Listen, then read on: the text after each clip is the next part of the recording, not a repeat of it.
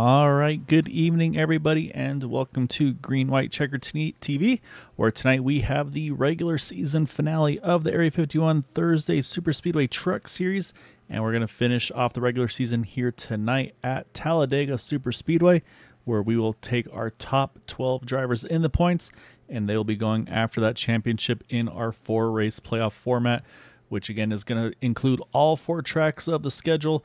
It will be Atlanta, Daytona, iRacing Superspeedway, and then the finale as well for this on the playoffs will also be here at Talladega. So plenty of racing to come to finish off the year, and we'll be seeing very similar on the Sunday side as well. But Brendan, drivers putting in their qualifying laps right now, and pretty much we're all going to be looking at that bubble window right now. And right now it's Bob Fitzgerald in that spot with 164 points.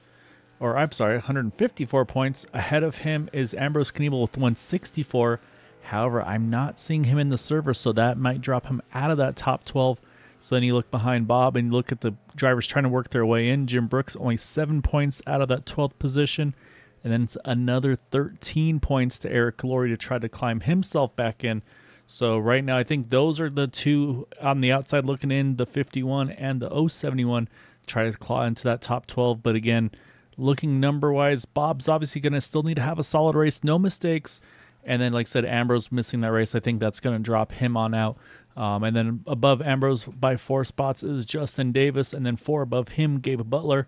Actually, if you look at that on the Bootknocker side, three of those drivers all in that 9th, 10th, and 14th position. So none of them really safe, but I think they'll be all right. But it's just one of those things, though, tonight. I mean, also with the truck count, looks like we'll have about 15 trucks here in the field. So also going to be ones maybe if you're in that cutoff window where maybe you feel a little safer being with the smaller field tonight.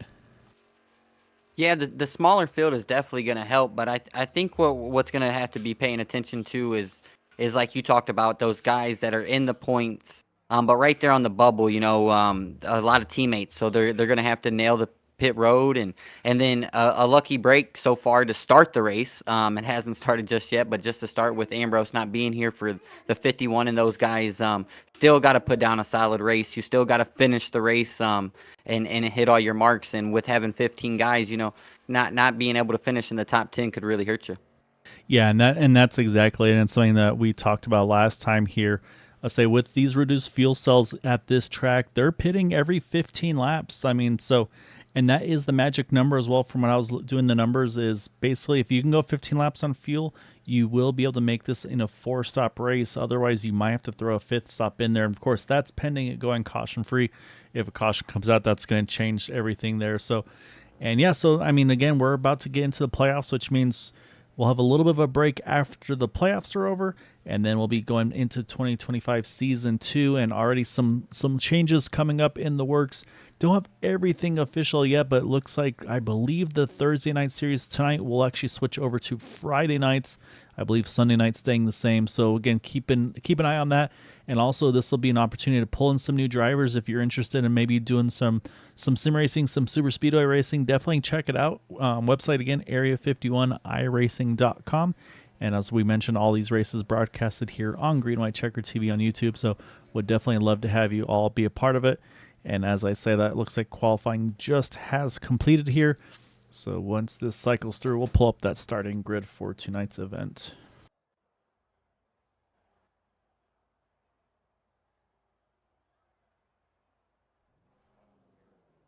All right, waiting for some trucks to hop in, but while they start loading up, let's pull up that starting grid that we just talked about here tonight, Brendan. And it is going to be Dean Wilkinson on pole by 9,000ths of a second over James Mohan.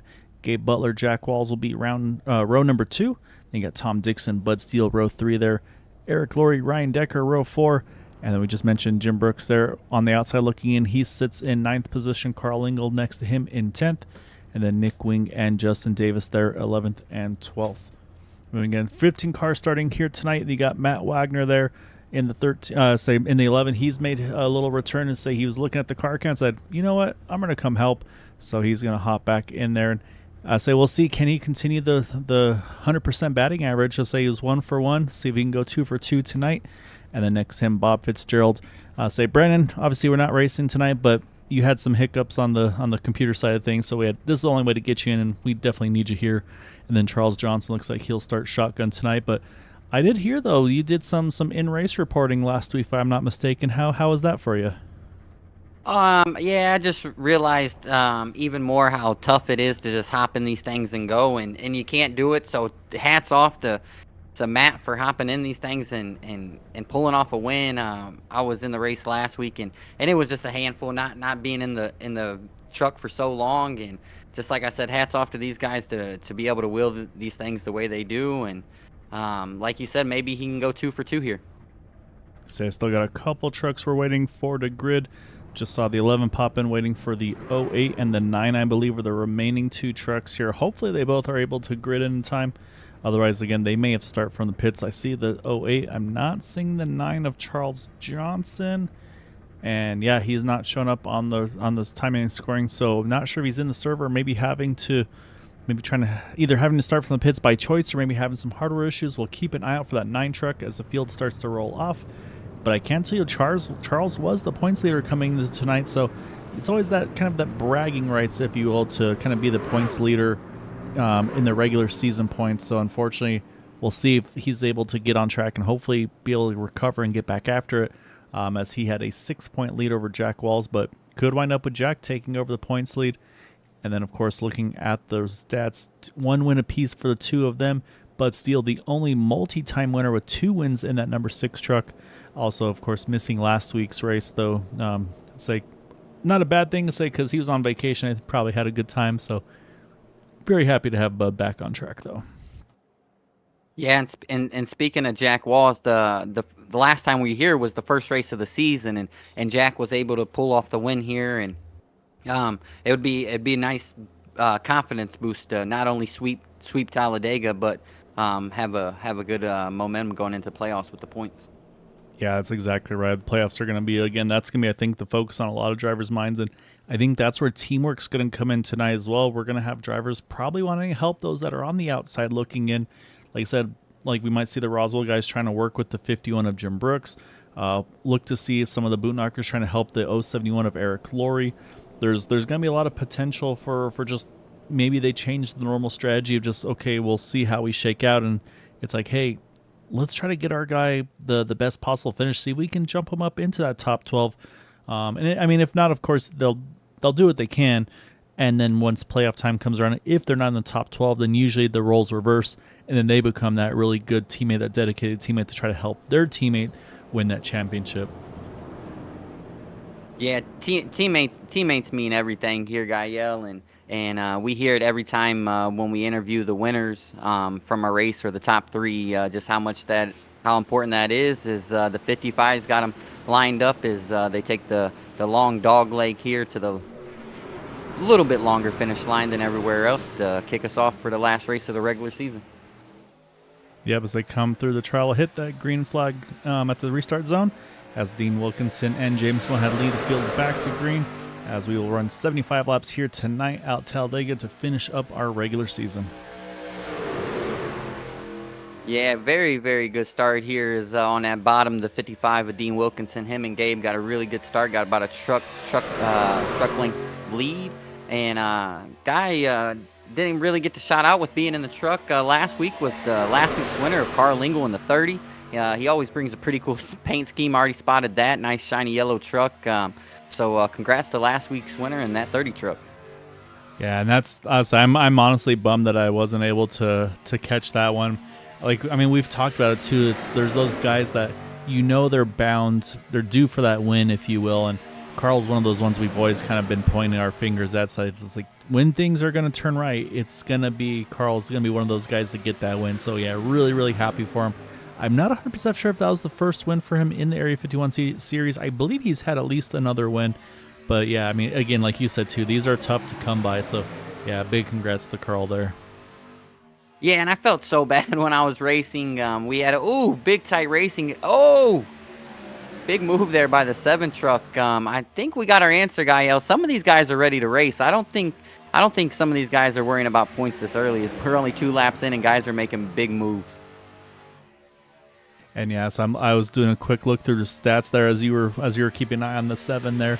And he does have a win. I say it's been a little while though. It was November 30th of 2023, winning at Daytona in the Camaro. So that was one with the Xfinity Series, and that was the 2023 season. Probably, of course, either season 2 or season 3. There's some times where we're trying to run three seasons in a year. Kind of got a little tight, but so second win in the Area 51 season.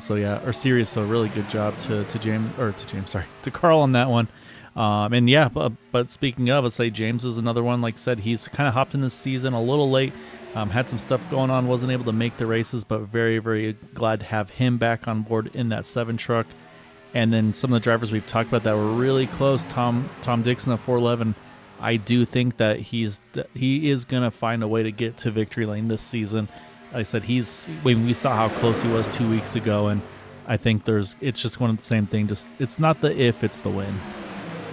Yeah, and sometimes that's all it takes is to get some good, consistent finishes. It's so hard to win. Even they talk about it in real racing, and then just not only just here on iRacing, but it's so hard to get wins in any type of racing that you do. And so when you can put together those good top 5 finishes consistently, it starts to give you that little boost when you're coming to hop in the rig that, hey, I'm going to do pretty good tonight compared to maybe when you're in a slump or something like that, a different approach. So when you can consistently build, it gives you the momentum where, hey, let's get up here and run and put myself in a better position. Yeah, exactly right. And I think, and that's exactly it. I mean, and we've seen that from him as well. I mean, his qualifyings have gotten consistently better. He runs up front a lot more. A lot of times I felt like he would just kind of hang in the back and play it safe. And I think now, like you said, he's built that confidence. All right, let me get after this thing a little more here, be more aggressive. And just, you put yourself in those positions where, all right, that way you can make that happen where if you're running the backhaul race, then once it gets time to really go and make those big moves, you may not have the practice that you need to figure out, okay, this is where I need to jump out of line, or this is where I need to do X, Y, Z. So I like the option, and I like what they're doing in that situation to be aggressive, make those big moves, because, it's just going to help them learn as the season goes on. And in those situations, try to get the win. But again, talked about the fuel mileage. It's a smaller tank here tonight, so probably about 15 laps, which means in 10 laps time here, we're going to see pit road happen. And it's going to be the same question. Do we see all trucks coming together, or will we see maybe a group of trucks either short pit by a lap or maybe try to go that one extra lap? So that's going to be, I think pit stops, entries, getting in your pit stall, getting out, and staying organized, definitely going to be the name of the game tonight. Yeah, it's definitely going to play a big part, and I think we'll see what we've really seen most of the season is teammates pit in those 3 to 4, group packs, and we've really seen them execute getting on pit road, nice smooth entry, and then getting off pit road. They're really bunched together. They're really, really tight, and they've gained a lot of time that way compared to everybody coming down as one whole pack, and we've even seen teams come a lap earlier. And when it's been fuel mile races, they've said they skip it. We're coming a lap earlier. We're going to come together. So it's definitely going to play a big part tonight, Gaia. Yeah, no, exactly right. And speaking of the teammates, you see them there side by side, the 88 and that 071, two of those teammates together.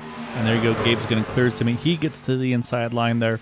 And right now, Eric is one of the higher climbers of the race. He's up 5 spots from his starting position. I see James Mohan there. He jumped to the third lane. I think he's opted to roll back a little bit. And then again, I'm looking at the team organization.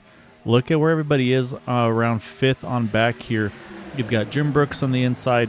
Behind him, teammate Jack Walls. Behind him, teammate Bud Steele. And then behind them, teammate Ryan Decker. And then also add Nick Ween to the mix. So they have all of their trucks all lined up in a row right now. And again, talk about the drivers maybe trying to help some of the ones that are out on the outside looking in.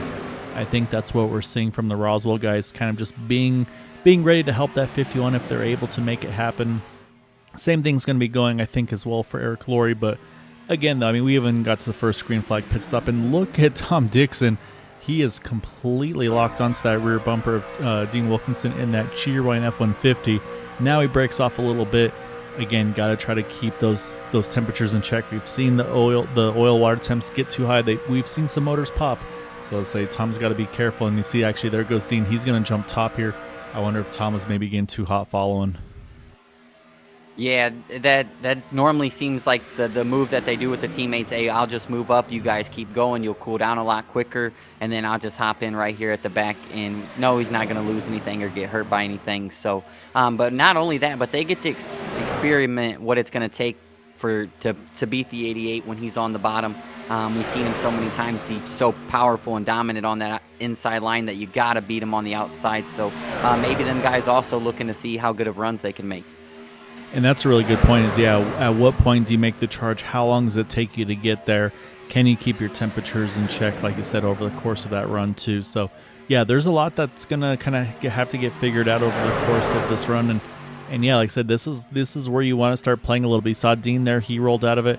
Now he's jumped up to that third lane. He's been able to get alongside the 55 of Matt Wagner, the 55 along the 11 of Matt Wagner, but pretty much that's about where he settled in because you can see the gap between he and the 7, it's just too big of a gap for them to be able to close that and gain that third lane. So they're going to need help. You see Matt now, he's going to jump up to him, try to pick up Dean in that third lane and see if he can make the move there in that number 11.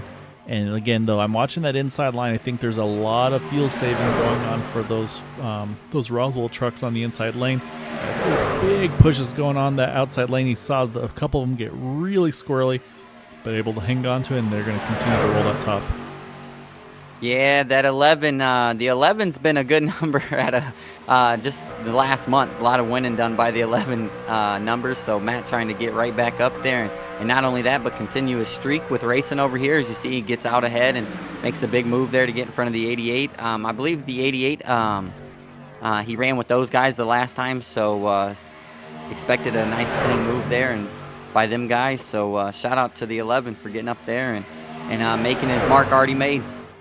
Yeah, but I was starting to spy on the Discord, see who was where, and yeah, sure enough, Matt is working in that Discord with the 88, with those 71, as well as the 10 of Justin Davis. And I say, I haven't really talked about Justin much tonight.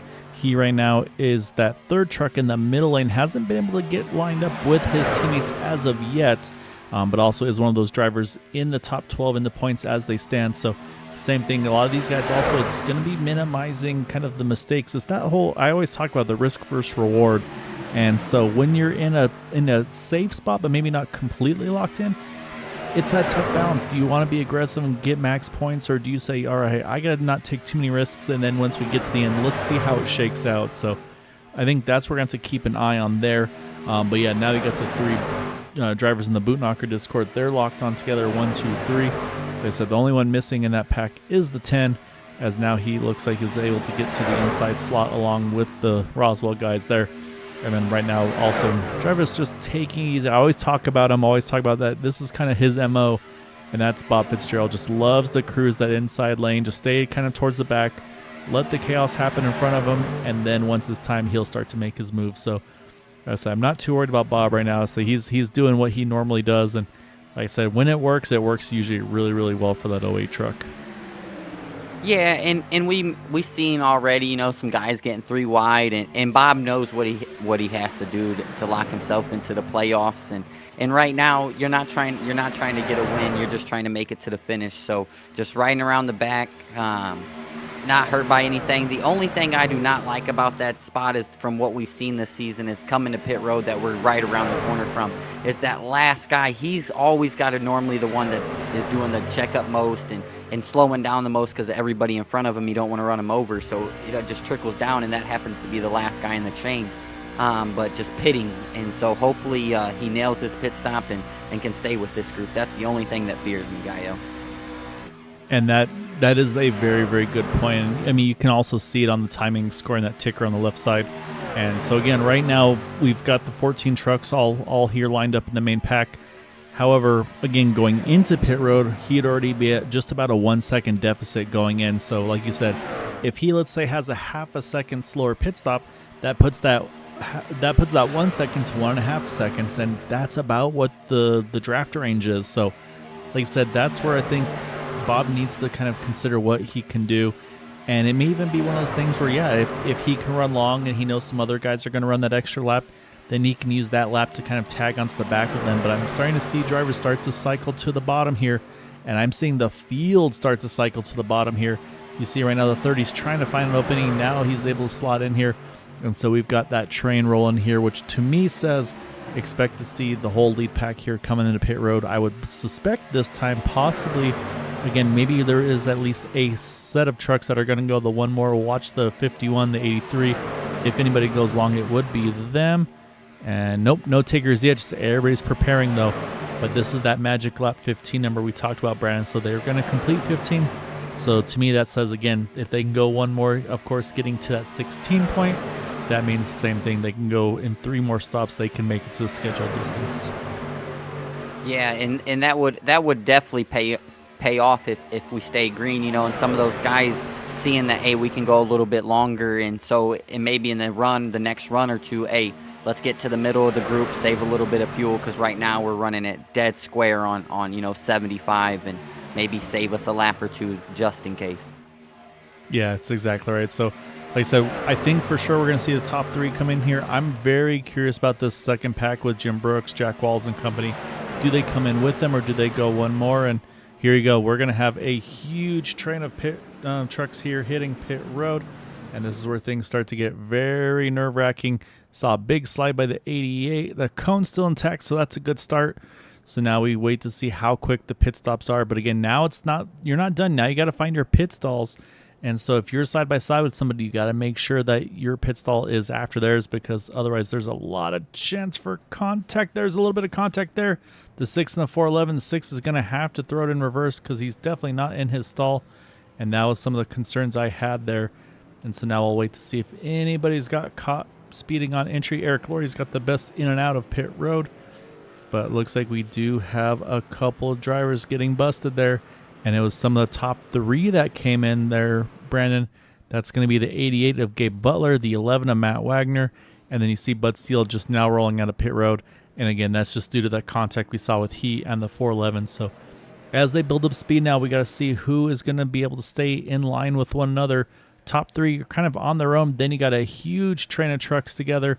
But then the 10 truck of Justin Davis, he's a little bit off. I don't think he has any chance of catching those main pack guys. So I think the 14 truck group is going to drop to about 10 once this pit cycle fully gets back up to speed. Yeah, and just definitely unfortunate. And the worst person that wanted to see this was that 071. That was his 2 guys that just got busted. Now he's going to be against all these guys on the final race of the regular season. If unless we have a caution, these guys can maybe get back on the lead lap. But that was the last thing the 071 wanted to see.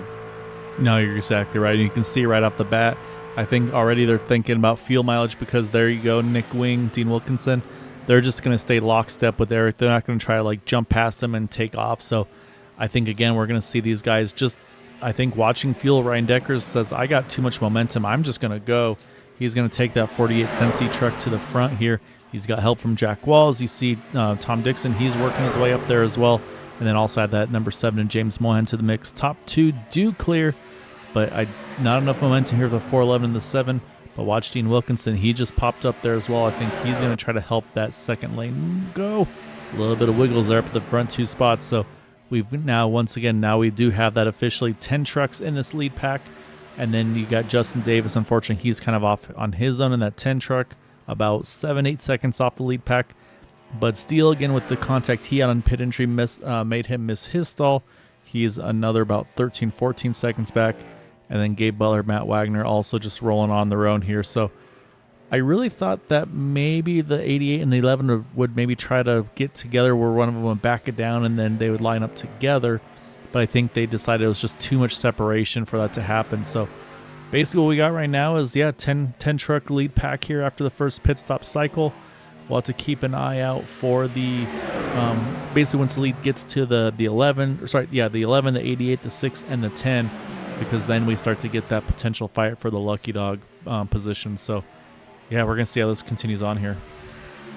Yeah, it's what really is, we're going to start to really see a race within a race maybe here. Oh, big push going down in there. The 48 getting really, really close with that apron is maybe the 071 now, and now that you can see the 11's getting in there, get him into that group and get those guys back to the front where we've seen them run already tonight, and just keep them maybe out in front of the leader just in case anything does happen, as we see the 11 picking up the back of this pack here.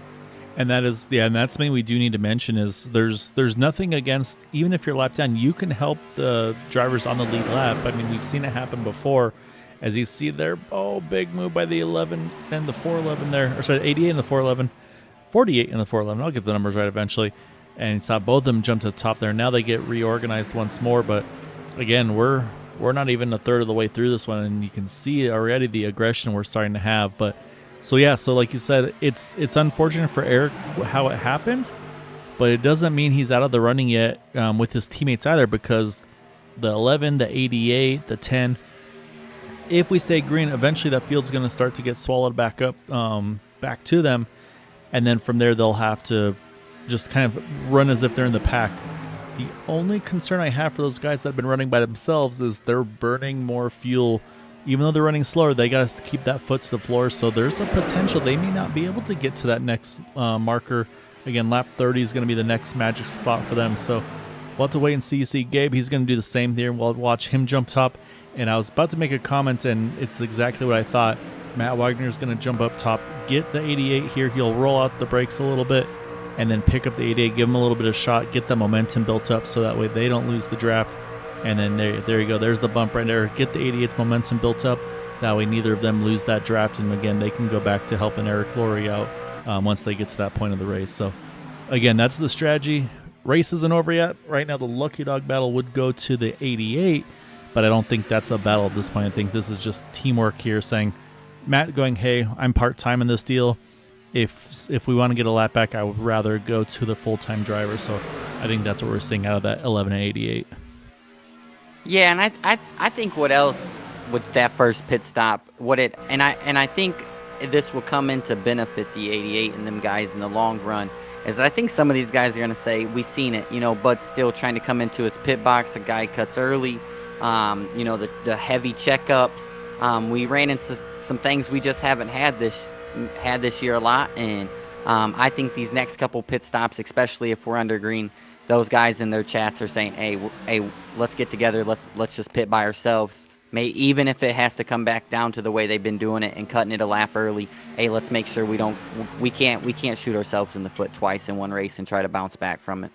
Yeah, and right now you can see a lot of wiggling in both lanes. Really, like I said, I think these guys are starting to draft a little more aggressively. You see the 7 there. He's going to jump top. I think that was probably temperature issues for him. That's going to let Dean take over the pushing duties of the 411 of Tom Dixon.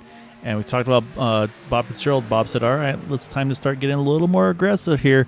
So he's going to work himself forward in that 08. You can see the 7 truck, he's still safely in that draft. So he's good to go still one more time. So again, still plenty of time to go, about another 7 laps or so until that fuel window once again opens back up. And once again, too, the Roswell drivers all kind of run the inside lane. The main difference now is they're leading the top 2 spots in the 48 and the 83 in the inside lane. So those 2 drivers will be burning a little more fuel than they were previously. And then you got Eric Laurie there, that third truck, I should say, on the inside lane.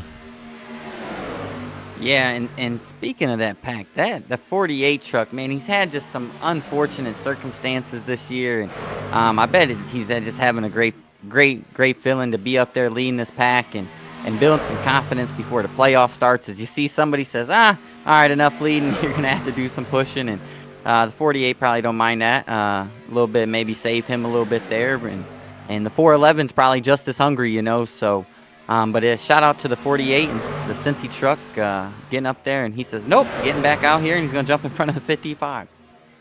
And yeah, that's exactly it is.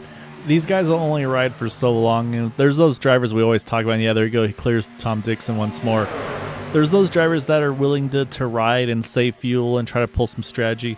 And then even if there's potential of a fuel mileage rate, there's the drivers that they just want to go. They're not worried about fuel, and they're not going to worry about all that. They're just going to basically, whatever happens. I'm going to be pushing whoever's in front. I mean, just getting all the spots I can get. So, yeah, there's a lot of different theories and strategies of how you want to run these races. I'm definitely one of those that likes to stay in the back and try to do more of a strategy call to try to work my way further forward. as I just never had the nerve, I feel like, to kind of death grip the truck and just kind of make those big moves. So that's kind of the route I've been taking, and I'm definitely nowhere near as successful as these guys are, so that may not be the right strategy, but it's the one I've always felt the most comfortable with, is see Fields coming up on Bud Steele. Bud's going to jump to that third lane, and then same thing, he'll try to pick up the draft off that 7 truck. And again, that's now going to change the lucky dog battle a little bit, because now it's not going to be 2 teammates lined up nose to tail. Add a 3rd truck in the mix who's going to want to stay in that pack, so he's got to be aggressive, grab the draft off this 11, and then we'll see once he gets that momentum built up, does he try to get around that 88 and 11 trucks to be that first truck one down? Yeah, if I'm Bud, I'm a little bit aggressive here, and it starts to make me think. We talked about the 88 and them guys being in the playoffs, but not secured into the playoffs. So if I'm the 6, I like this move that he's doing here. He's getting right back up there, and he says, hey, I'm going to be right up here just in case anything does happen, because maybe 4 or 5 more laps, we're coming right back down pit road, and we already seen what happened, a little bit of chaos on the first one. So I like the aggressiveness by Bud getting back up there and getting back around his teammates. And that might be it too, is he says, hey, if I can get up there, I know one of them is going to let me in. I can pit a little further forward in the running order. But again, my concern is more fuel. Is he going to have enough to pit when the rest of them come in or not? So that's what I'm going to be watching for, is can he get past that magical lap 30 marker? Let's watch him here, as we'll see again. He's now kind of in between some of the Roswell guys. You see the 28, you see the 51. They would be the first ones to have an opening for him to slot in, because I don't think you'll see an Eric Laurie let him in, and then, like I said, then it'd take a little bit more to get him up to Ryan Decker and Jack Wall. So right now, I think this is his best opening right there. So with the 28, the 51, or maybe slotting in front of the 28 truck as well. So I think those are the best options. And then yeah, we got to get right back to what we talked about, Brandon, is the pit stalls. You really need to know where your pit stall is in relation to those guys around you. So right now I'm looking at Dean Wilkinson. He started on pole, so he's like, hey, I've got pretty much the latest, the furthest down pit stall. I just got to stay to the right, and then I can jump into the left at the very, very end. And right now, Gabe Butler, who started, I believe, no, actually, who was outside pole? I got to go through my run. James Mohan, I'm sorry, I believe was outside front row right now. He sits in 6th, as these guys are running way up against the wall here. Didn't expect to see that. And that's going to really shake things up here. And I wonder if it's the same thing, though, for the TW guys. Let's say, let's drop to the pack. Let's find a way to slot in here. And we'll see again for the 7 and the 6. Can they find an opening? But right now, this field is really checking up with these guys trying to get themselves organized. Yeah, and I think what happened was that the 55 and the 08, maybe, they're just saying maybe let Bud get in front of us, and maybe they're going to stay out. Nope, they're going to all get right back here in line. And I wanted to really shout out to the 08. He noticed that some guys want to lap down, and he says, hey, if a caution came out and I'm involved in a wreck, the most I'm going to go back to is 11th or 12th. I got a fast repair, so he was getting himself up there in position inside the top 5 and trying to get a little bit extra points when some other guys are in trouble. Yep, and we're about to start. This time around, we're going to hit lap 30. And again, last time they got around 215, pitting coming 216. So again, I really think they need to get through this lap 30 and then pit coming to 31 at the bare minimum. As right now you see the 88 and 11. They've decided, okay, let's jump to the top here. So we'll see. And yeah, sure enough, no takers. So fuel's still looking good. These guys should be okay. And I'm wondering if that was a concern, though, because I'm looking at lap times. Some of the best laps were in the low 50s. That last lap, we were in the low 52s. So we were about 2 seconds slower. They picked up the pace again this lap by almost a full second, now in the high 50s. But yeah, I think there was all that jockeying really slowed the pace of that race down. But now look at the 88 and 11. They said, okay, we know pit stops are about to happen. Let's go now. Let's try to get as far forward as we can. And again, my question here now is, can they go one more lap, or are they going to have to be really aggressive and find somewhere to slot their trucks in here? Because it's one thing to slide in a spot for one truck. I don't think you're going to get 2 trucks in one shot. So we'll see if we have any takers here this time around. This would be in the window. Yep, here we go. So it's going to be a mixed bag here. Eric Laurie is going to stay out, but here come the rest of the field. Yeah. Oh, Justin Day. Oh, we got Bud still in the grass. Yeah, I think Bud's Justin going to have to Davis. go back on track. Yeah, well, I'm not sure if Justin made it or not, but Bud's going to have to roll back out and go another lap here. And then Eric Laury's going to go long. He's going to do that one extra lap. We'll see how that pans out for him. And now, again, same thing. These guys got to make sure they get their pit stalls. This one a lot cleaner getting into pit road. So a little bit of a quick reverse there by James Mohan. And so we'll see how that affects him. I see left side tires going on this 55 truck. And so far, so good. Everybody's coming out pretty close together. Ooh. Sometimes that iRacing contact is helpful. Sometimes it's bad. You saw the 411 and the 48 actually kind of driving through each other. So they kind of lucked out there. But look at Dean here. He's down on the apron. They got to get reorganized. They see this huge stack up behind him from this. I say this is why you got to get lined up on that pit exit. But it looks like all these trucks are going to come out right together. And I think everybody's good. Unfortunately, Justin Davis did have an unsafe entry because he's still on pit road. Let's jump to Eric Laurie, though, because we should see them. Actually, they're running 2 extra laps here. Very surprised about this, but I'm watching the pushing, and right now that 11 is giving the 88 everything he can. Here's Eric Laurie right on the back as well now, trying to be aggressive. So these guys are going for it. Bud Steele just finished his pit stop in the 6th. Again, missed the entry, had to go an extra lap around, and it's one of those nights. Oh, Eric Laurie's out of fuel. Yeah, he's out. Oh my goodness! I don't know why they went that one extra lap. I was wondering about that. I saw the 1 lap. I didn't think they could do 2 more. Oh man, this is a big deal for Eric. This is going to really hurt, obviously, the track position, and then obviously you're going to lose the draft as well here. So yeah, he's going to need some help here. And now the same thing though, he qualified towards the top 10, so he's going to have to go even further coasting down pit road to hit his pit stall. So yeah, this is a heartbreaker for Eric. Again, no guarantees that if he won or fished really well that it would have got him in the playoffs, but this is just one of those things that's not going to help his chances. Yeah, that was definitely a break for the 071, and you see the 11, he's gonna wait on him. Yeah. That is great teamwork. Shout out to Matt for coming back into this race and running. But I really like the move they did. They win an extra lap, an extra 2 laps. They know these guys that are in this pack are pitting early, so they are going to have to save at some point as they're going a couple laps later than them. It's 3 trucks. We've seen all year 3 trucks or 3 cars in the league has been the fastest, especially when you got this pack like this that is letting up a lot. So I think they were going to group the 3 and really get after it and really lay down the lap times. And why these guys are saving, they're just hammering down lap times, and I think that might have been the game plan, but just about a half a corner too short as we see the 10 and the 88 going to get past now. Yeah, and that's going to put the 88 back 1 down. It's going to put the 10 2 laps down. But Brandon, I say things are a little calm. We'll see how long it lasts, but calm for the moment. I say I haven't got to give any love. I say we got the commercial up already. We got some championship trophies going to be coming around for the Thursday and Sunday series, and that's going to be courtesy of Ranger Creative Concepts. Unfortunately, Frank, I don't see in the race tonight, but I'll say regardless, though, again, big thank you to him. So we're going to step away for a second. We'll stay live side by side, but we got to give some love over that Ranger Creative Concepts. So take a look at the commercial. Apologies, and we'll be right back.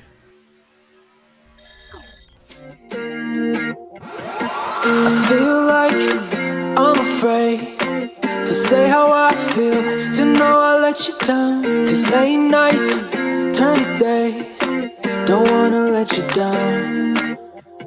With each breath we give away, it'll never be the same. I'm chasing somebody who won't ever ease the pain, but I don't want half of your heart. You can have it back if it's only half of your heart.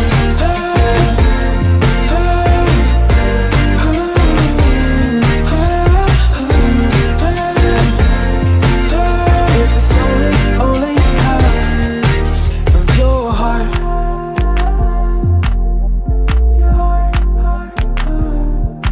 I feel like I'm afraid of the only things I can't change.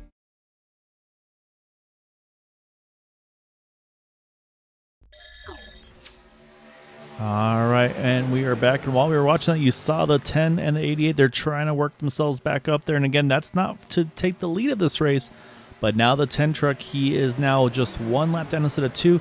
88 tail end of the lead lap, but move James Mohan in that 7 truck. He now is the leader of this race as he's able to also follow through, just jump ahead of Ryan Decker. So right now that is the running order. And again, you can see kind of again getting that single file look to it. The 08 there once more here. Someone always kind of gets hung out there, and this time it's going to be Bob Fitzgerald, so he's going to have to find a slot in line, and that's probably unfortunately behind that 30 of Carl Lingle, which will give us still those 9 trucks on this lead lap here. And then we'll go back again. We talked about Gabe, we talked about Justin Davis, and then in between them, there's the 11, there's the 071. We saw the selflessness of Matt waiting for the 071 Eric Laurie. That way they could basically just draft together, kind of minimize that time loss, because right now they're running about 50, kind of upper 51 second bracket. Bud Steele by himself is in the mid 54 second bracket. So 3 seconds lap difference is what just one extra truck will make. So that's a big one to there. And Brad and I were talking during that Ranger Creative Concepts commercial. We think we may have figured out the miscommunication or whatever it was between the 88, the 11, and the 071. The first pit stop, Gabe and Matt, they ran an extra lap than Eric. Eric came in with that big pack of trucks, but the other guys did not. But Eric, I should say, did not. He pitted the first time by. So I'm thinking that maybe they were not on the same page, realizing the fuel numbers where it's like, okay, hey, yeah, we can go one more. But Eric obviously could not. And so I think that's where the big miscue came. And just, again, obviously we're just speculating, but that's kind of what I'm getting out of that one. But look at the moves here by the 55 and 7. They said, you know what? We don't want you guys to get all your laps back. They're going to jump back ahead of that 10 and the 88. Yeah, that's a very interesting move. I figured these guys maybe would have wanted the 10 and the 88 out there to they need their lap back.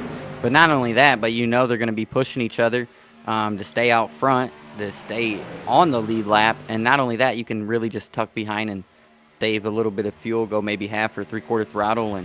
And as we hit the halfway point here, that was really tough. Gabe and them guys got them penalties. And then, like you said, maybe just a little bit of miscommunication. But you flip the coin and just hope something goes in your way now. And like the 6 truck, just something after another. It's just you feel like, man, is this ever going to end? So keep chugging along, and you just never know what's going to happen. Yeah, exactly. I mean, a silver lining for Bud is he's pretty much safely locked in, I think, to the championship, the 4 races regardless. So he'll be okay. It's just one of those ones you always want to, A, you want to have a good race, and B, you always want to kind of end the regular season on a high note too. So, I mean, there's always those, they call them like, obviously the momentum going into playoffs, but then you also have those when things don't go well. A lot of times they'll say, well, we'll just chalk this one up to learning experience to kind of how to prevent that mistake from happening again. So there's kind of two ways of looking at those things where, and I think on both sides of it, it's, yeah, of course you want to have a good result, but in my mind, yeah, it doesn't really guarantee that you're going to have good results later on in the season and in the playoffs. So I think you just make the best of it and like, okay, yep, that sucked. Let's not do that again. And yeah, you just make those adjustments. So these races, again, there's definitely crapshoots. There's some that are bigger crapshoots than others, like iRacing in Atlanta. It's just the way those tracks are set up. So I'd say Daytona and Talladega, a little bit more controlling your own destiny, just again, the way these trucks race here. But yeah, so it's going to be intriguing to see. But right now you see Dean here. He's going to try to take the top spot there. And, man, just clears in front of the 7. And you can see there just a little bit of that bobble by the 7 because, again, it was very close. But now he's going to jump back up and grab Tom Dixon, it looks like. So, again, looks like, and that may have been also, again, maybe temperatures here, Brandon. You think he jumped low to say, Tom said, hey, I'm hot. And Dean's like, okay, I'm just clear, so let me give you some fresh air, and then I'll jump back up again to get you. Maybe, or I like guys to be racy 24/7. I know they're not, but maybe the 7 was like, hey, I didn't really like that move. Gave him a nice little kiss and said, go back up there. It's got a little hiccup here. Yeah, you never like to see this is where you get nervous.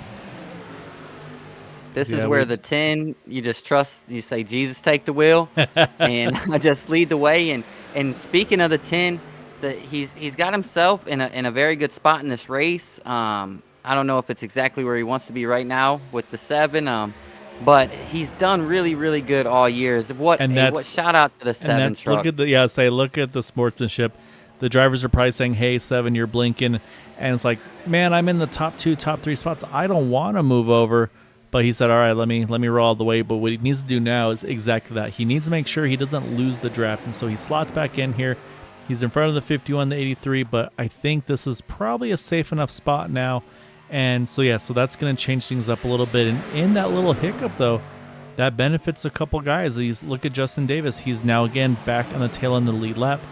The 88 there of Gabe Butler is kind of bouncing between the first truck, one down, and tail end of the lead lap. So that little change of things really shook up how this race was playing out on the Lucky Dog battle.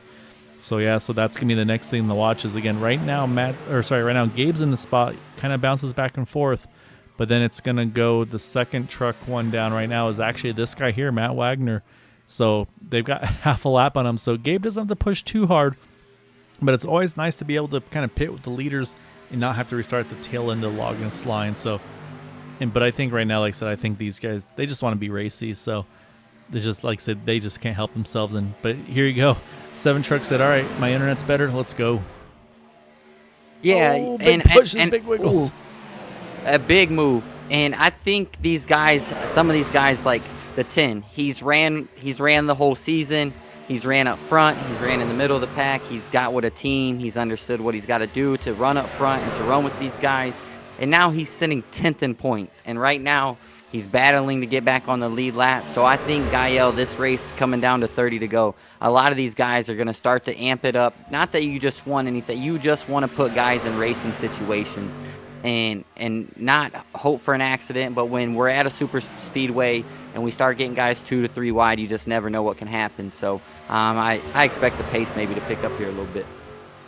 Yeah, no, it's definitely... at some point it's going to be okay. It's time to go. We always talk about those drivers kind of having the watch and it's like, all right, now we're going to really get after it. So, like I said, I don't think it's there yet because even this pit stop coming up and probably again next 2-3 laps or so, there's still one more stop to go after that. So it's getting there, but I think you got to get to that final pit stop, get out clean, make sure everything's ready to go, and then it's time to see what you can do. And again, that might be, I like the potential strategies in this one as well here, Brandon, because if you could go a lap or 2 longer in this run, maybe you do it, because then if you only have, let's say, 2 or 3 trucks pit when it opens, and then you've got 6 trucks coming in the later lap, that could be a huge benefit for you because, again, the numbers just won't be there for them, or maybe you can kind of jump them. And then that final pit stop, same thing, you can change it up, but here you go. These guys are coming in. This is early to me. I don't know if I feel comfortable with this here, Brandon. They're coming in at 31 to go, coming to 30 to go. So every time they'd gone one past that. So I'm a little nervous if I'm these 3 drivers here. I don't feel confident about making it to the end on one more stop from here. Yeah, I think if they decided maybe anything that this run right here after they pit now, they understand, hey, we're gonna go into fuel saving, and we at least got to get this to maybe the 15 range mark. Like you said, man, that is really, really cutting it close. And I don't know how well they've stayed together either. Dean's already gone. Big gap to James Mohan. Another pretty good gap to Tom Dixon. So that's going to also slow the 3 of them down. So again, that's going to pull them apart. Here goes a few more trucks. They're going to come in. Bud Steele looks like, yep, he's going to come in as well. Again, now no penalties, no speeding on entry. Looks like clean stops for all of these guys. So, oh, actually, no, we had some issues for Bob Fitzgerald. Let's go take one more look at his entry because that's not going to be what he was hoping to have here. And it's going to be, just try to make sure you didn't get to the back of 30 too much rear brake. Locks it down, and unfortunately gets the inside wall. So fast repair needs to be taken there by the 08 truck. There it is right there. And now we watch these guys. Can they get in and out of their pit stalls quick? Look at the angle that 6 truck had. He was pointed straight to the exit. Great exit by Jack Walls. And it looks like he's going to win that race off of pit road. But importantly, though, all of these guys are still pretty close together here. And with all that happening now, That's going to, for the moment, put Eric Laurie as our leader. Again, he still needs to pit, probably coming in this time, but we'll keep an eye on him here in the 071. Yeah, I think Eric definitely got over the radio this time and said, hey, we need to pit this time. We are going off the 071. So, no, I'm just giving those guys a hard time. And it's unfortunately, everything was going right. But, man, I do not, as we see these guys come to pit road this time, I do not think the 08 was able to stay with that last pack as we see the 071 and 11 come to pit road. Oh, and Jack Wall's coming down here as well. Did Jack have maybe a penalty on exit? I'm wondering. I'm going to try to go back. We'll take a look at this because you can drift up too wide. So let's focus on Jack Walls here leaving pit road here, Brandon. So he's one that wins the race off pit road, but watch the yellow line here. Oh, he puts his rights just on the line. How sensitive is it in iRacing? I mean, it's always kind of just a guessing game. But we'll watch here as he comes through through 1 and 2. Does he maybe merge too soon onto the track? Because those are really the only penalties you can get at this point. Well, I mean, he could have sped on exit too, or it could have been, again, maybe drifting too wide. So, but unfortunately, though, that we'll jump back live here. But Jack Wall's back now out on track. It was a pretty quick stop, or maybe it was even a drive-through. I'm not sure. So that's a weird situation. But this is exactly what I was afraid of, though, Brandon. Look at what's happened. You've got the top 4 now broke away, the 28, the 48, the 51, and the 30. Add Bud Steele to the mix as well. Again, still laps down. But then you've got Gabe Butler trying for all he's worth to tag onto these guys because he came in 1 lap later by himself. And then you got to go another 3 seconds back to these guys here. You got Dean Wilkinson, James Mohan, the 411 there, the 10. So they've got the numbers, but now they got to get aggressive here. They'll pick up Gabe, obviously a great drafter, great pusher, but then they're going to have to be clicking off lap times, which means they cannot save fuel on this run because they got to try to gain those 3 seconds back. Yeah, it's absolutely out of the window, and for those guys that was on the bubble that had win a lap down and seeing all these other guys have mistakes, they're just, man, they're thanking themselves, and the guys that are making mistakes are kicking themselves. And what a wild last regular season race it's been so far. As we're coming to 25 to go when they come past the start finish line this time. Yep, exactly right. And so yeah, in about 10 laps time, that'll be when the window opens. So, and right now, like I said, you've got 4 Roswell trucks together, 3 of which are on the lead lap here vying for those top spots. Like I said, Carl Engel now, at this point, he's just got to do whatever they do. So once they come in, he's got to come in with them. There's no point of trying to do anything different. The problem is, even if he gets a great pit stop, comes in and out with them, at this point, it looks like it's going to be a 4 versus 1. So it's one of those things where for Carl, it's like, well, I guess I'm going to get a 4th place finish unless I can pull some really good moves off at the end of this race if we stay green. So that's the position Carl's in. I said, if you're Nick, Ryan, and Jim, you're liking where things are. You know you got Bud in your wings as well. However, lap time wise, last time by, it was only actually about a half a tenth of a second. The 55 now pushing Gabe in the 88, and it was a 50-87 to 50-91. And we can actually show you instead of telling you. Let's pull up our last laps here. And there you go, Brandon, on the ticker there on the left side, you see the 50-91s for those top 3-4 drivers, 50-86 for the 55 and the 411 and company.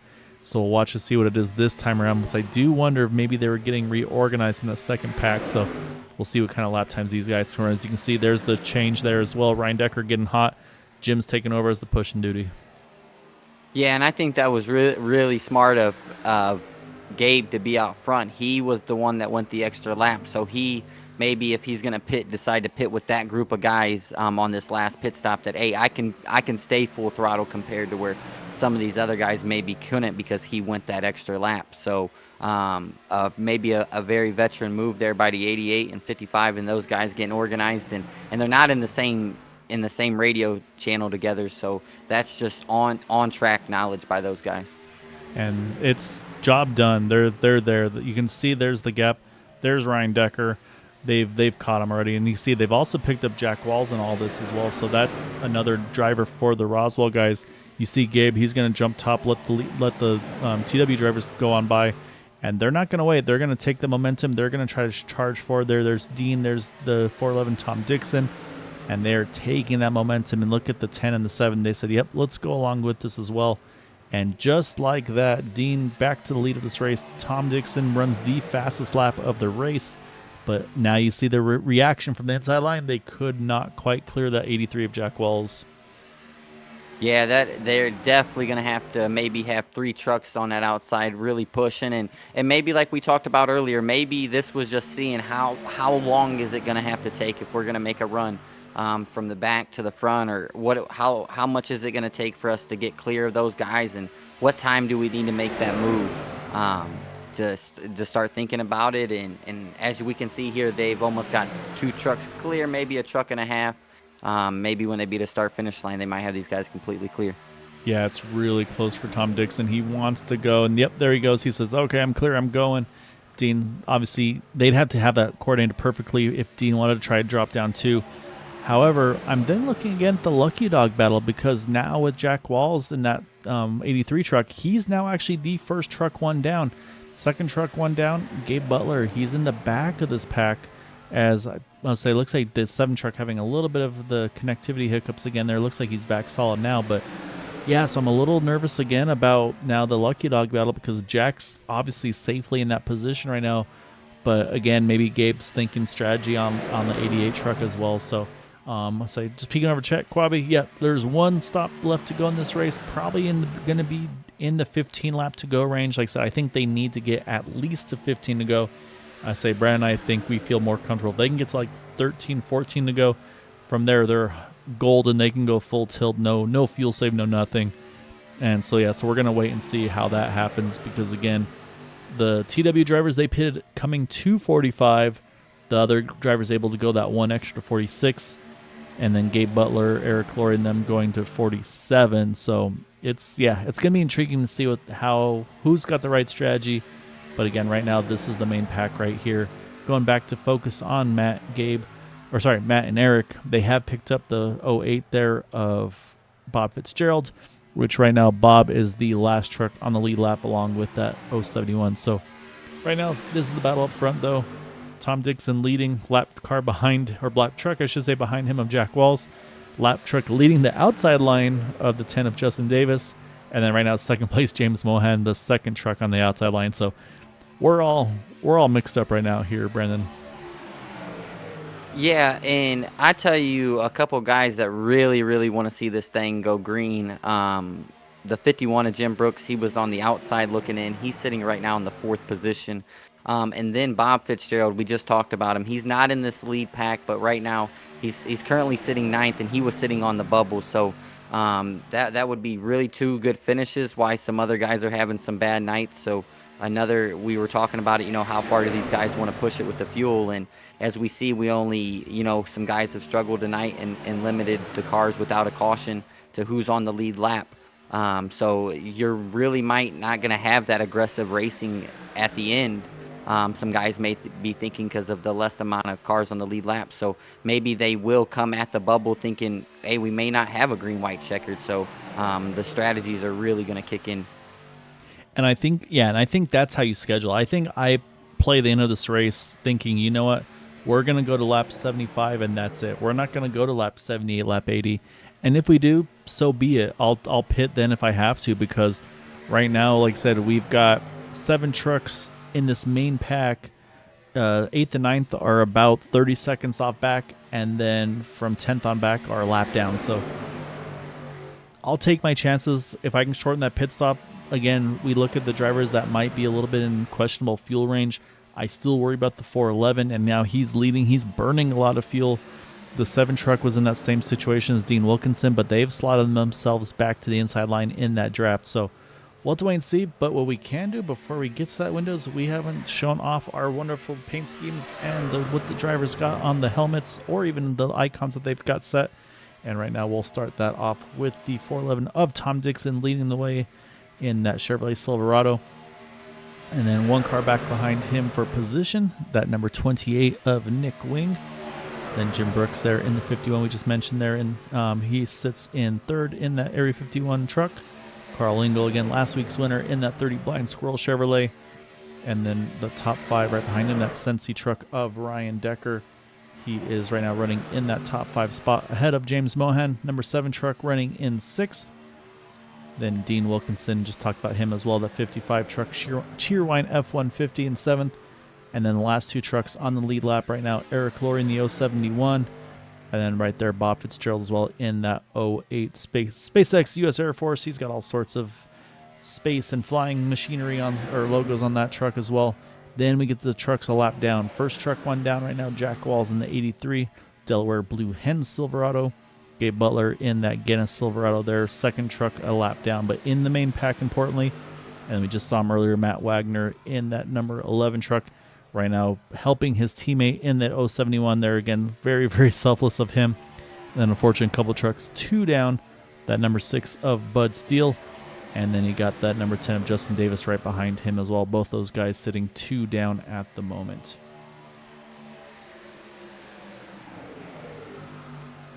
Yeah, we are ticking down. 16 to go this time by. These guys, I'm watching some guys move up here, Brendan. Watch the 55, watch the 88. I think they're trying to get that track position because, like you said, it's pit stop time just about.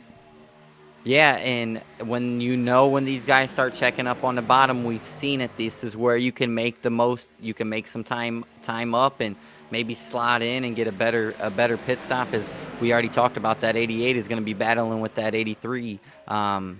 Talladega winner last time we were here, Jack Walls, for that lucky dog. Look at the momentum right now, and here they come. And again, I think this is too soon. I don't like it.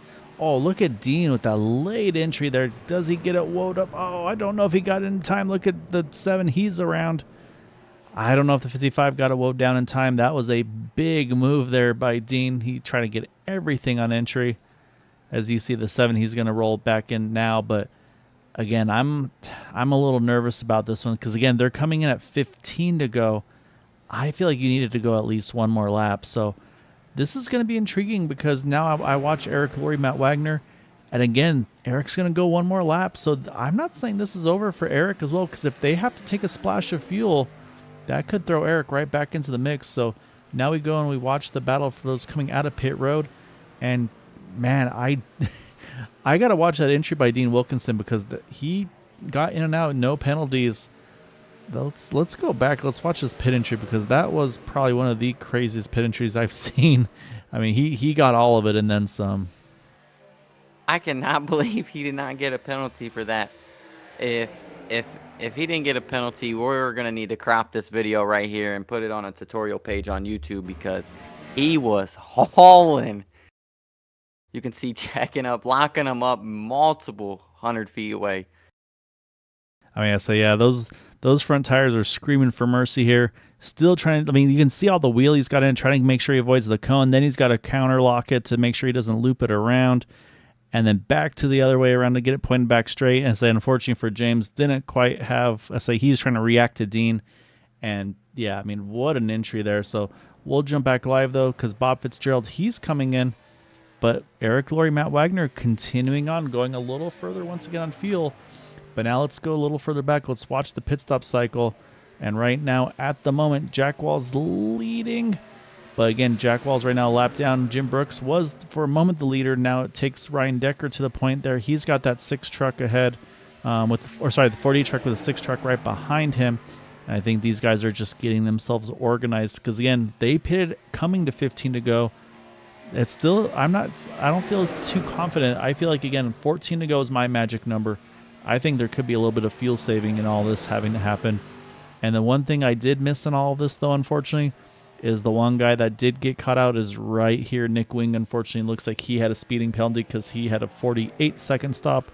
So heartbreaker for Nick. Had everything perfect, just that last stop didn't go to plan, unfortunately. Not sure if it was on an entry or what it was. It looked like he had a clean entry, but yeah, unfortunately, a penalty for the 28. So now we've got, it looks like 4 trucks back into this main pack here, which will be the 48, the 51, the 30, and the 55. So on the Roswell side, 2 trucks vying for the win.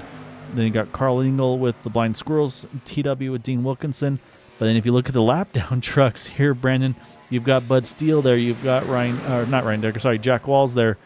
Those are 2 more Roswell trucks. So really, it's kind of a 4 on 4-on-2 or 3, because also add James Mohan to the mix. We've seen him work with Dean Wilkinson, so there's still some numbers here, but we still got to get another 12 laps before we see who's got what. Yeah, definitely. I just been peeking over as guys moving forward and getting in different spots, and the 51. Now my math is probably way off, so don't quote me on this, but I believe he was 16 points behind Ambrose Knebel, and we had 16 drivers enter the race tonight. So I don't know if that's dead on. So that could maybe pick up the intensity of this race as it gets towards the end. No, and yeah, you're exactly right. Depending on what the numbers are, I'm trying to remember what max points are, and of course, also we have to account for too is there is that drop week as well. So even if, depending on how many races they've missed, the one worst race, if they've only missed one race, that would be the race that's dropped. So if they missed a race, that's the drop week. If they've run all of them but had a bad race, that becomes a drop week. And we're not doing one of those like one race is more important than the other. So even if this was your worst race, this would actually become the drop week. So we're going to see how it all pans out. You see Nick Wing now he's trying to fight because he wants to be that first truck a lap down. But you can see there, just unfortunately by himself, he's not going to get any help. So he's going to probably have to slot back in here.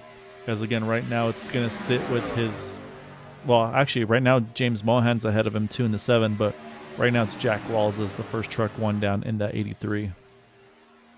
Yeah, Gaio, a question: if you're sitting in, the 51 or the 30, and do you ride? You're in a good spot. It's not. I mean, we see a lot of trucks, couple lap trucks in this pack. Are you comfortable with just finishing good, or how do you say, hey, these guys are all riding, this could be my chance to sneak in a win because they're riding, where there's only a few guys. Let me try to sneak out here and get to the front and lead this pack. That's a really good question, honestly. And the thing is, like, obviously, am I comfortable being second?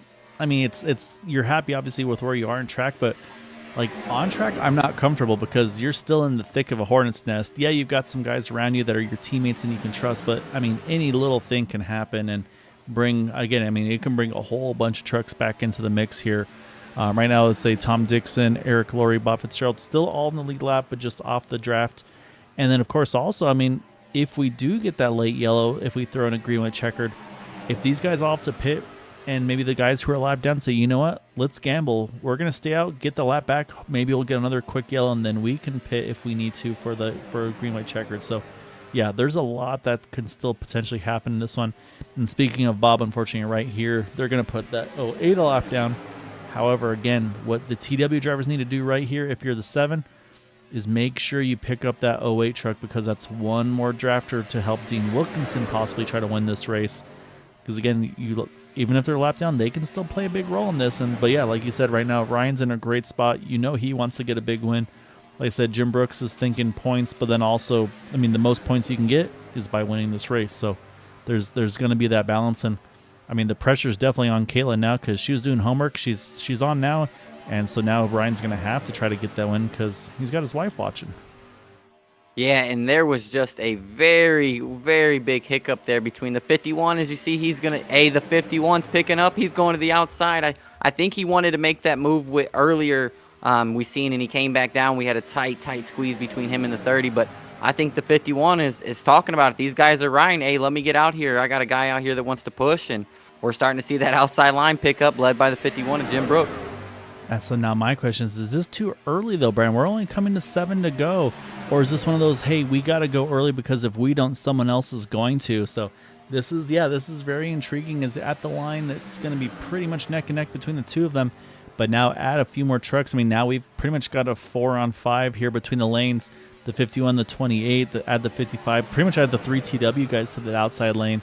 And you've got the 30 of Carl Engel staying committed to the inside. So I don't know. I feel like this is too soon, Brent. Again, like the worry, of course, is that Dean's going to make a move before you have a chance to.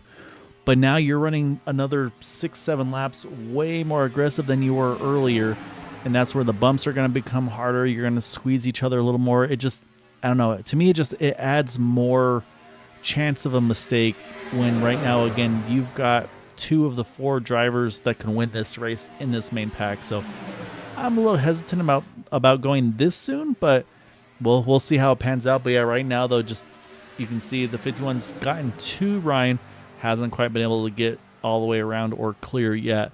But I think again, right now Nick Wing probably just saving some temperature in that truck to really make the push. And maybe it's also that, just stay tucked in, stay close, but not pushing. Wait for Dean to make that third lane, then start to get aggressive with that draft. So we'll see what the strategy is here. So we got coming to 5 to go this time around. Yeah, every time we interview somebody, they say we can't win without our teammates. And the 51 and the 48 are in the same team. And how do you make sure a team locks down the win? You put them in both lanes. So maybe that's what we're seeing. The 48, the 51, these guys are saying, hey, they're going to have to pass us maybe on the third lane, and they're going to have to pass a couple of us at one time. If they're going to do it, we got a tight squeeze there between the 30 and the 28. But maybe I was thinking about that as we got 5 to go there at the line, that, hey, we know how hard it is with a little bit of trucks to pass on the second lane. Hey, let's put them on the third lane, which is the farthest way around the track, and let's make them pass our whole team at one time. So maybe those guys saying, hey, let's lock down both of these lanes here. Yeah, no, that's a very, very good. I think that is a very good possibility. The only concern, again, I have is we talked about, I think, again, I feel like they pitted 1 lap earlier than I really would have liked them to, if they could go an extra lap, that is. So that's still my concern now, is now that you've got these guys up front leading, Ryan Decker's led a lot in this run. Are they okay on fuel? Do they need to even keep an eye on that, make sure they don't sputter coming out of 4 entering the tri-oval, because that's going to change a lot of potentials here too. But yeah, right now the momentum you can see though just isn't quite there on the second lane. But like I said, I don't think we've seen the full push out of Nick Wing yet. I think, like I said, I think he's just trying to keep tucked up on the 51. But I'm watching Dean Wilkinson. They're starting to lay back a little bit here. Brandon, watch for the big charge from that outside lane here, as I think we're about to see it come from that 55. Yeah, and this is what you want to see if you're a lap down, is the 55. And those guys, they said, all right, if we're going to make our run, we got to build it up now. We can't do it with maybe 1 or lap to go, as they're going to say, oh, tight squeeze there, as you've seen the 7 still ready to push the 55 on by. Maybe not yet, Gael. Yeah, I think just didn't have the momentum built up that they need to, because when they make the move, James has got to be locked onto the back of Dean, and they need Bob right on the back of Dean, or on James as well. So they've got to be all fully locked onto each other as tight as they possibly can. Pretty much the 7's going to lock onto the 55 and just straight push him all the way around. The 08 of Bob Fitzgerald, I think for him, he doesn't need to push, but he needs to stay close. And here you go. They're going to attempt round 2 now. And you can see James really, really locked onto the back of the 55 there. So the momentum is in their favor. You can see they've just about cleared the 51. We'll see if at least one of them clear. No, not quite there yet. So now the pressure is going to be put on Nick Wing here, because at some point he's going to start to get aggressive too, because we're going to get to 2 to go here this time by. Yeah, and what is really difficult, a lot of guys are thinking, why isn't the 7 just pushing the 55 as hard as he can and get on by? Well, the 7 is not in the 55 chat with the 55 and the 08. You know, they're one's in the front, one's in the back as we hit 2 to go. So it's really hard, the communication. There's no way to communicate with that other driver to say, hey, he's here, or, push here. And so just another added difficulty that's going to be on that third lane if they want to get up there. Yeah, no, that's a really good point. I honestly, just the way they'd worked so well together, I just assumed, honestly, that they're in the same Discord. So you're right. So they're just having to do this by just, honestly, instinct. So that's going to make it a little bit tougher, but it also shows how impressive what they're doing right now is. But again, though, I think right now, if you're Nick Wing, you're still a little bit nervous about this, because you want to push that 51 forward and try to get him into the top 2, if not the win. But the problem is right now, just the same thing. You don't want to make a mistake, because you don't want to turn him and cause an incident to prevent him from getting the points he needs, or of course to bring out a yellow. But as I say that, though, white flag is out. This is the final lap right now. Again, it is Ryan Decker leading that inside line. He is currently the race leader. Right next to him is Jim Brooks. That is second place at the moment. Carl Lingel's in third in the 30. But that third lane now, Dean Wilkinson. Once again, they're trying to make that big charge here on this final lap. But right now, Bud and Ryan Decker are locked on pretty well. But look at the 55 here. Some big steam here. Yeah, the big smart move there by the 28. Great teamwork, as they came off of 2. He really laid off of Jim, so when they came down that backstretch, he could really get a big run going in this corner and keep Jim neck and neck. As Ooh, the 28 is really pushing that 51. They're going to really have to get on it here as the 6 and 48 are really chugging. Yeah, so coming through the travel here for the final time, we'll see who can make the charge to the line. And it will be Ryan Decker getting the win over Jim Brooks there. And then that third spot looks like will go to Dean Wilkinson, working that third lane in the 55 truck with that great help from the 7 and the 08. But it's going to be Ryan getting the win here tonight. But again, I say then the racing's still not done. We got to jump a little further back. You see Gabe here working with that number 10 truck, Justin Davis.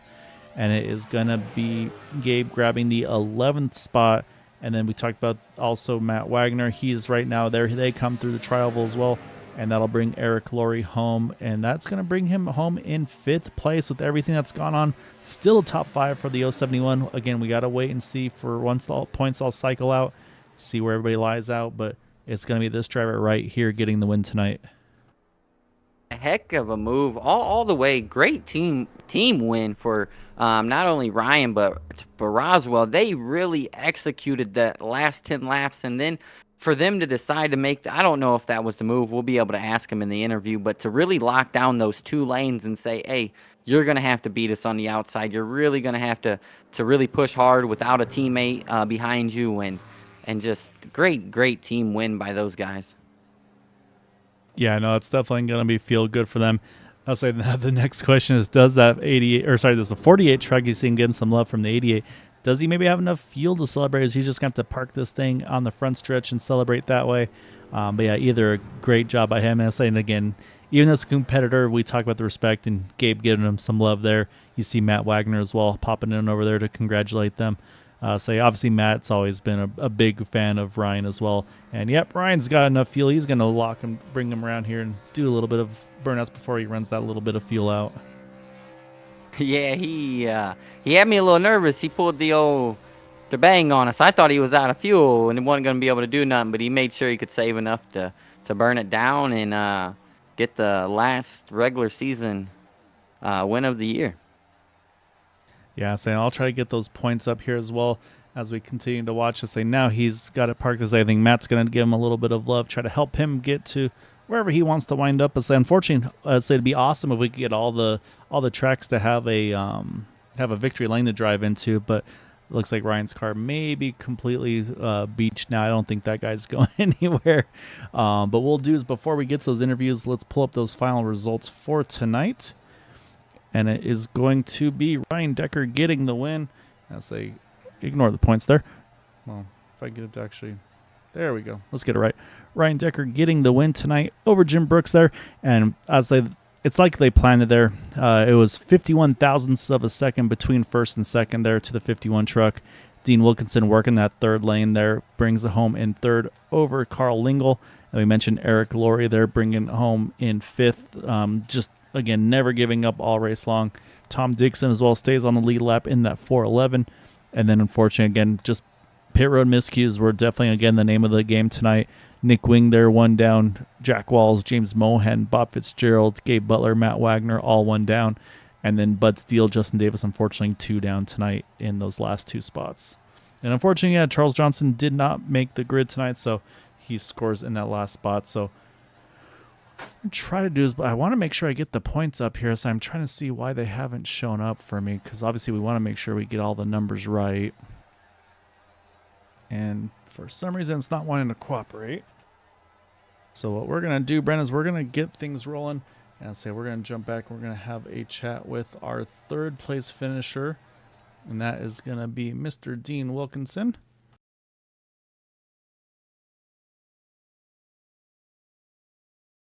All right, so we're going to pull Dean on in over here. And Dean, it was one of those races where making no mistakes, but I think the story for your race tonight was that final pit entry. If I was a betting man just watching the entry, it's like, nope, there's no way he's getting busted. But somehow you got that thing down to pit road speed and pointed in the right direction. I mean, take us through that pit stop, because I think it's probably one of the most aggressive ones I've seen in a long time. Yeah, I don't think I should have did that, but I thought, I'm going to push Gabe up there and see if I can get him up there fast enough to beat the crowd, and I did. But yeah, as you saw, I had to woe it down quick, and I did woe it down just quick enough. Almost lost it there on the right at the line, but anyway, yeah, that was interesting. Yeah, definitely a close call there. Congrats on the third place finish, and what does this do for your confidence as we start the playoffs next week? I just been having fun. I just been having fun racing with these guys. I'm pretty confident I'll be in the top 10, but I'm never too confident that I'm gonna win or not have some bad luck, because it's super speedway racing. So I just enjoy the race, and yeah. I mean, it's been a lot of fun. Obviously, this one was a tough one tonight because just mistakes kind of caught a lot of drivers, unfortunately, tonight. But then again, though, the teammates, you guys still found a way to work with each other. We saw Bob there with you guys. And then Brandon was pointing out that you were working really well there with the Seven and James Mohan, and just the way you guys were organized together. I just assumed you guys were chatting together in Discord and scheduling and kind of planning everything and all that. But he'd mentioned that actually you guys were not. So I mean, was that just one of those instincts and like, okay, like I'm gonna do this, I know he's gonna go with me, or how did that one go for you guys? No, exactly. That's exactly what I've raced with James, and I knew from the last few races he's raced with us here. I've been behind him, or he's been behind me, helping me out. So I figured he would go with me, and he did, and I appreciate that, James. Thank you. Well, it was a really, really good run for you tonight, Dean. Like I said, obviously able to get into that top 12 to make the playoffs. I said I'm still fighting the points. It's not wanting to cooperate with me because it's the important time to do it. Let's just not work. But before we let you go and I'll say enjoy your evening, definitely got to give you the floor for any thanks and shouts for that podium tonight.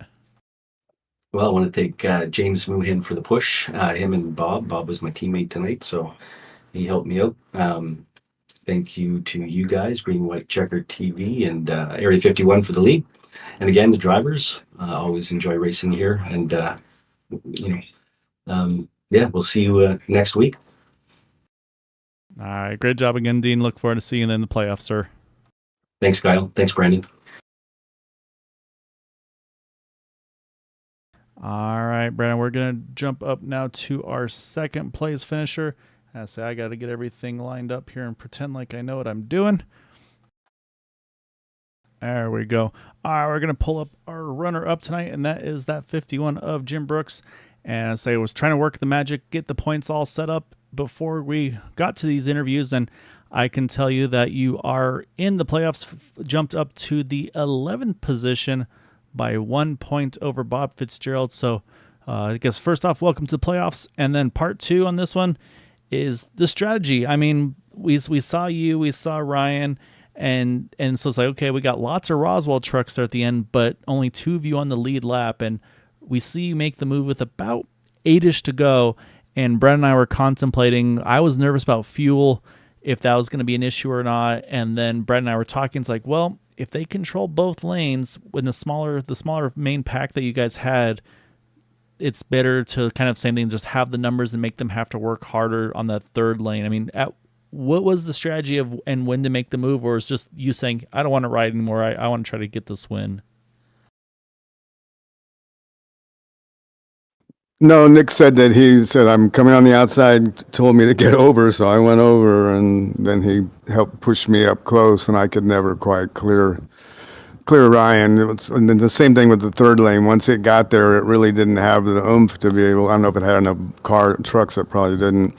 But yeah, it's good to make the playoffs after missing a couple races.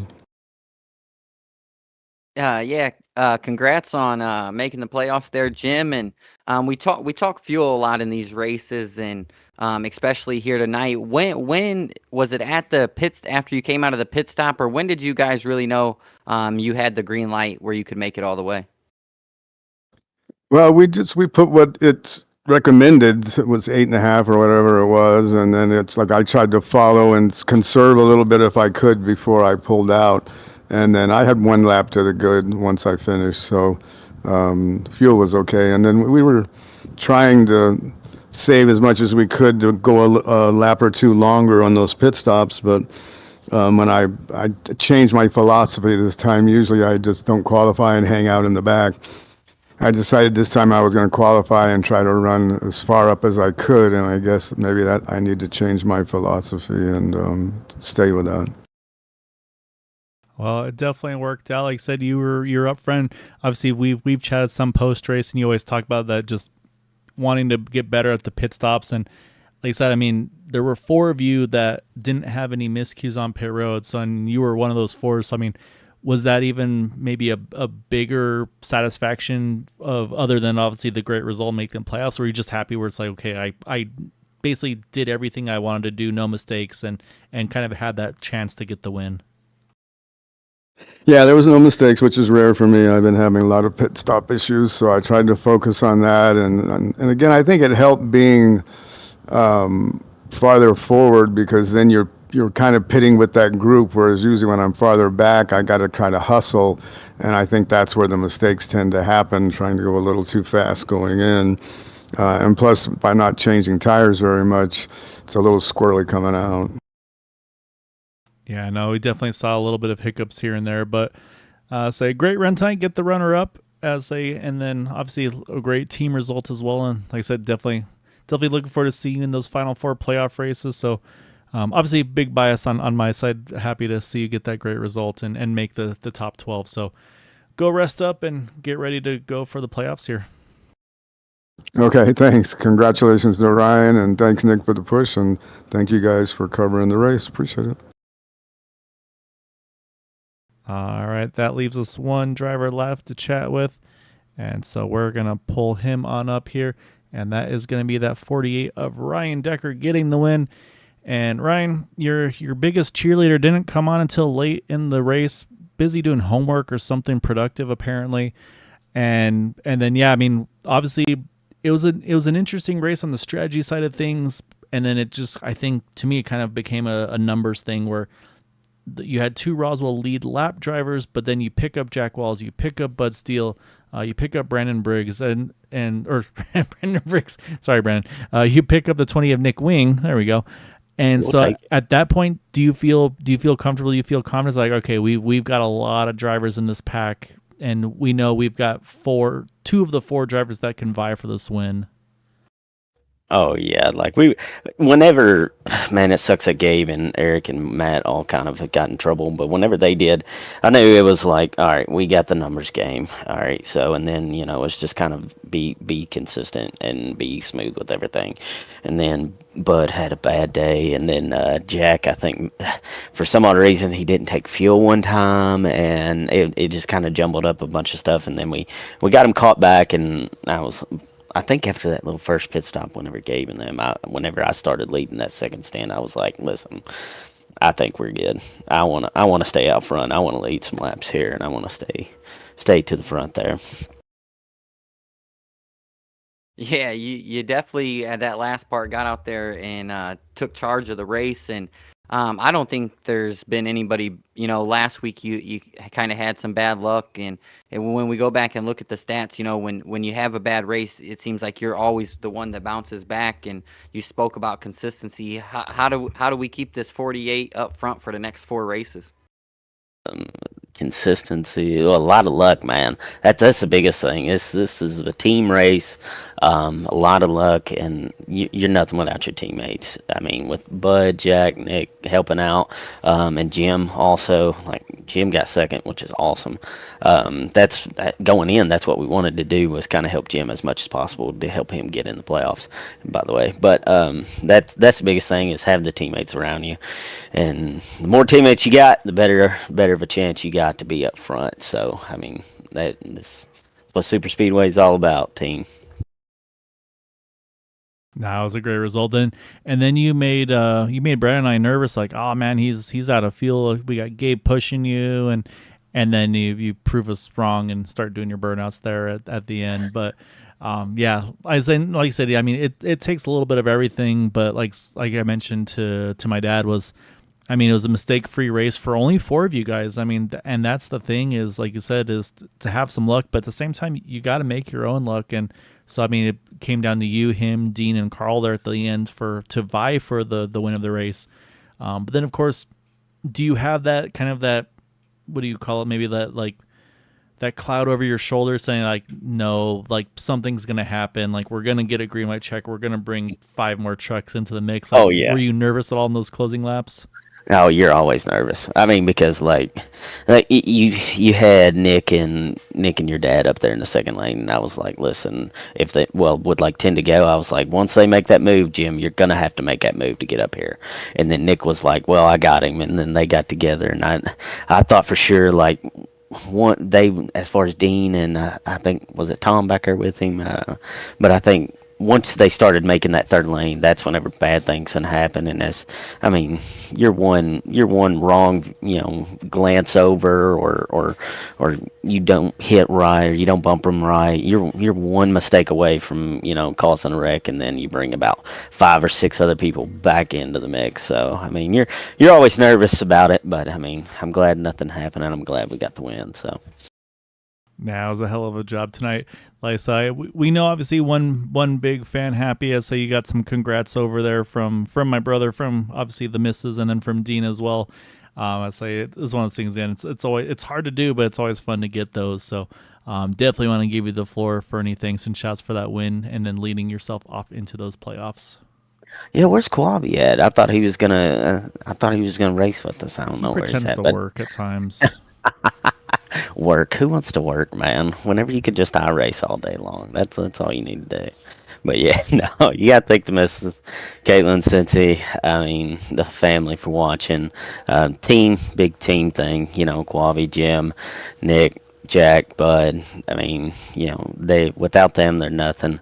You got to thank you guys for doing the broadcast and everything, and all the admins for doing a good job with this league. And then, all the sponsors for this, 4D Racewear, Whiplash Sim Cams.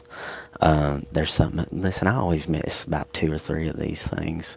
But yeah, there's too many to keep up with, which is good. I said that we got people hopping on and helping out.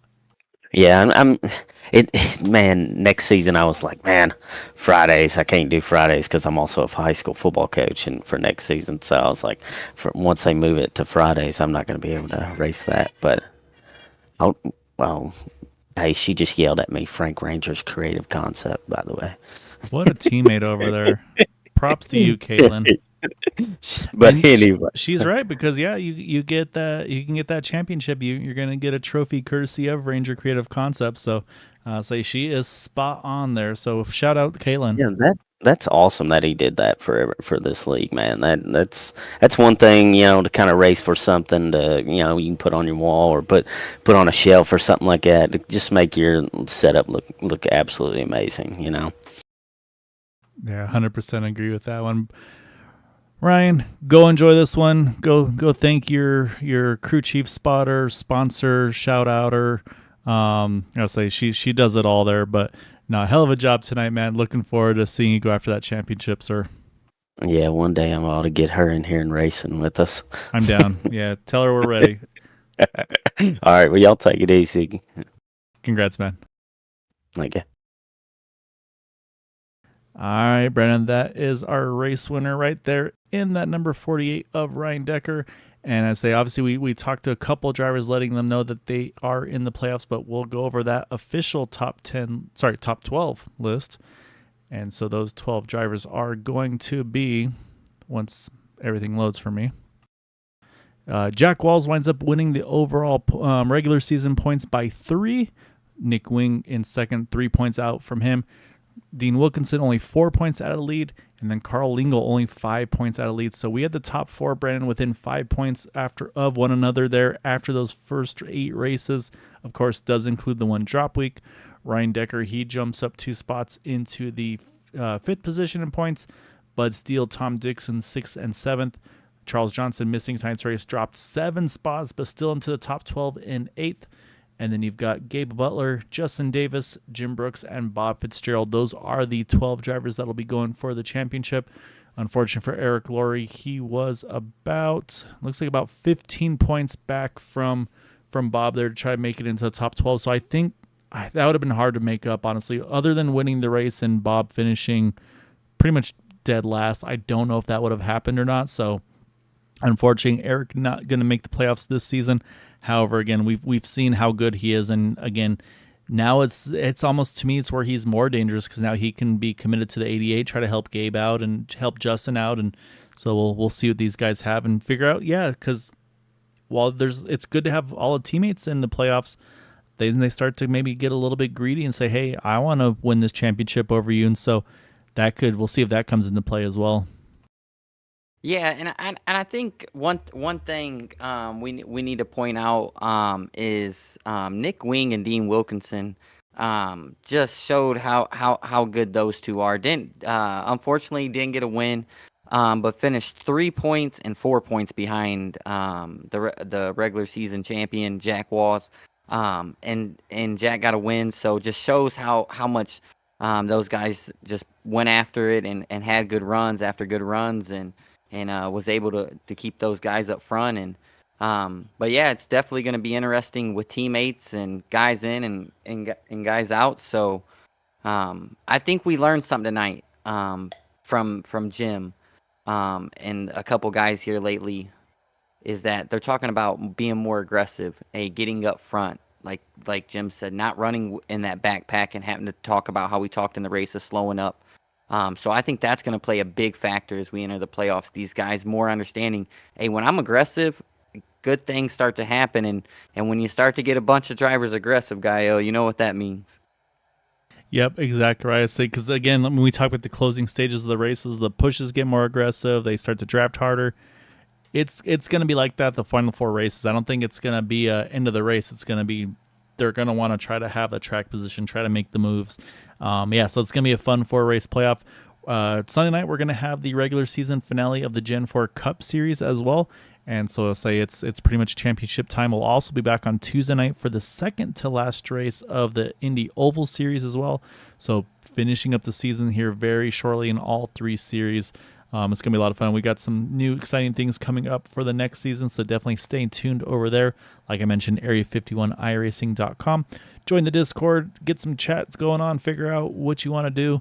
We'd love to have you. So until next time, Brennan, of course, as always, thank you so much for being a part of this. It's a lot of fun doing these with you.